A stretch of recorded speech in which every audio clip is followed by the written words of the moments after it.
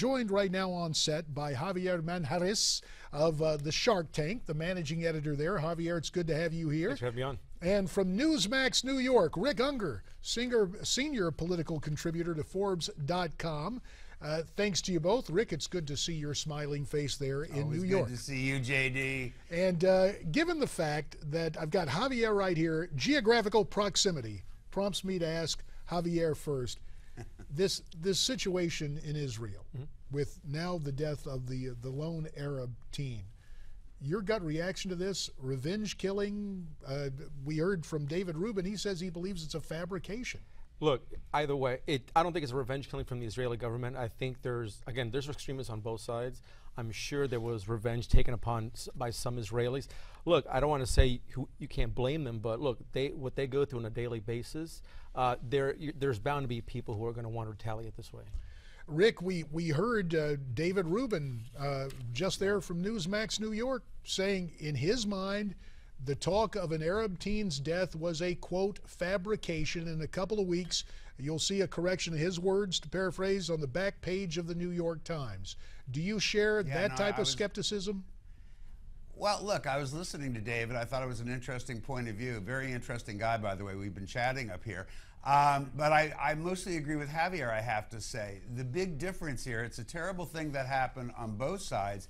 The difference is that when we learned that these three poor Israeli kids had been killed, Hamas was dancing in the street. If this did in fact happen, if David turns out to be wrong and this poor young Palestinian was killed, it will not have been the act of the Israeli government. It may have been some vengeful citizen in Israel. And there's a very big difference there. Very big difference. The other scenario that exists right now with this unrest involving this type of action from the West Bank, there's the larger geopolitical context about what happens with Iran and Iran's nuclear capabilities. Again, we just heard David Rubin.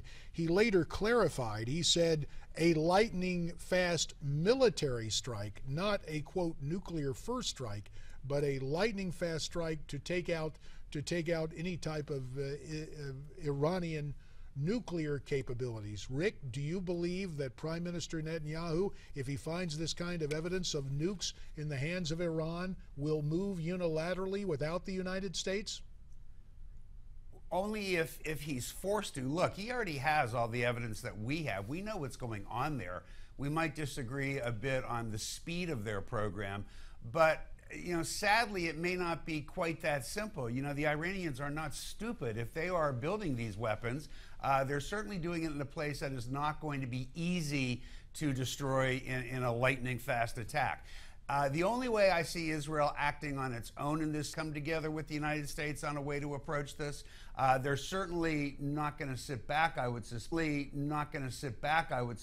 if the United States is not playing the game the way they would like. I don't know if that's a good thing or a bad thing, but I think that's what we should expect. Javier, we've seen a curious relationship between this current president and Israeli Prime Minister Netanyahu. Accounts early in the Obama presidency that the president excused himself, went to the family quarters, had dinner with his family, while the Israeli Prime Minister, in essence, was cooling his heels down in the Oval Office. Do you believe, given the growing frostiness of relationships personally, do you believe that Israel may have to act alone against Iran? All along, they've always had to act alone. They've always been alone in the Middle East. We've been their biggest allies and friends up until 2008. President Obama has taken the side of Hamas, well, not Hamas-led government now. But look, this unity government, it is what it is. I don't care what anyone says. That this is just, they're a small portion of the government. This is Hamas-based. This is Hamas. If you involve them in any which way, they're a terrorist organization. They're no different. Abbas's government now is no different than the PLO under Arafat. So yes, I do think they're going to have to go unilaterally on this. They should have done this a long time ago. Who knows what the Iranians have now as far as defensive measures against any kind of single strike. I feel that the Israelis may even go after, not so much a military strike, may go after some of the leaders, the mullahs in maybe assassination attempts. Maybe that'll calm a lot of this fear in Israel. But a military strike is probably the easiest way of going about it. I think they'll probably do both and maybe go diplomatically. Rick, you want to get in a quick reaction?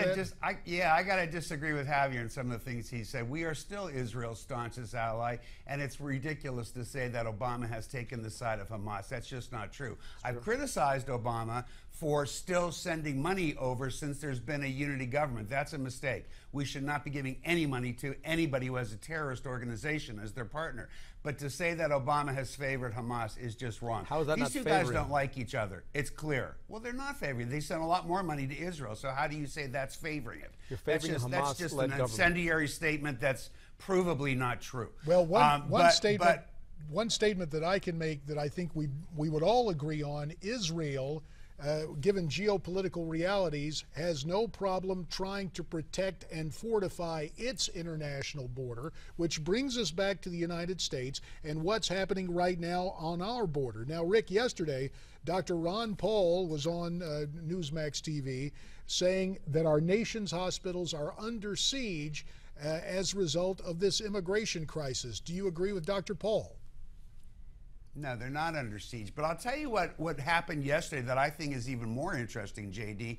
I watched Congressman Blake Farenthold, who is a Tea Party congressman from Texas, and I was so impressed with this guy because he told the truth. He was standing down by the border in his home state. He was asked the question, are our borders more secure today than when President Obama arrived? And here this Tea Party Republican says, yes, there are still holes. There are still places where people are coming in quite a distance from where we were. That's what I call an honest response. Well, so that's what I'd call a radical difference of opinion. I appreciate Blake. This and of course was a Tea Party congressman, yeah. His grandma, for purposes congressman, yeah. His grandma, for purposes of full disclosure, his grandma, Sissy Farenthold, a Texas Democrat. So that's fine. Yeah. But apart from family I roots or can't family for the life of tree, me imagine how that's relevant. well, no, JD. you decided to call the guy. Grandma was a Democrat. No, you just wanted to say the guy was a Tea Party / Republican. He is. Look, he identifies as here's that. what's more disturbing, Rick. He's in Congress now. He's not his grandmother. Well, maybe we ought to talk to Oklahoma Congressman Jim Bridenstine, trying to get a tour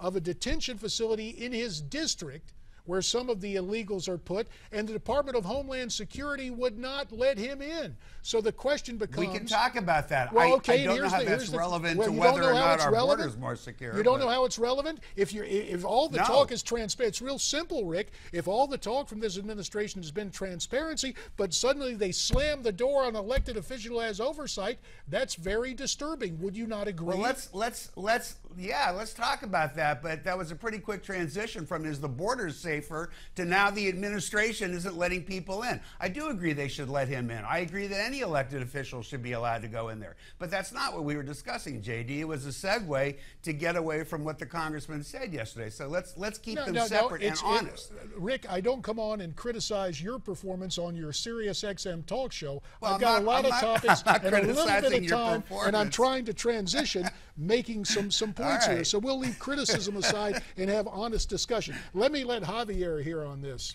Transparency. I mean, that's the big word for the Obama administration. Look, they don't want anyone in on this immigration reform. Now, to Mr. Ungar's credit, Obama has deported more illegal immigrants than any other president in U.S. history. When you change the requirement for deportation, saying you're turning people away at the border, that's quote deportation. Right, and as far as these holes, I think the whole border is porous. Aren't there just a couple holes where they slip in, and then you have all these immigrants? I agree. It needs to be better.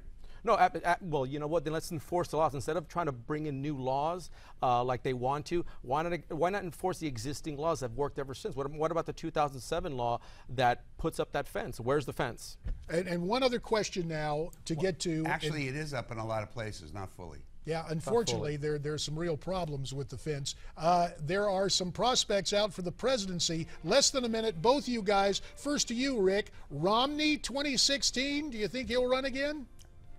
I honestly see no chance. There's enough candidates that can win, I think, that the Republicans have that I can't imagine they'd go back. What about you, Javier? Absolutely not. He's got no chance. Well, there is a point of unanimity in this discussion. Rick Ungar, we thank you. Javier Manjarres, we thank you as well. To you both. And Same to to you you, guys. we would love to have your comments. Why don't you tweet us your comments at Newsmax TV, hashtag America's Forum. There's also email. Our address is connect@newsmaxtv.com. And don't forget Facebook. We're coming right back. Stay with us.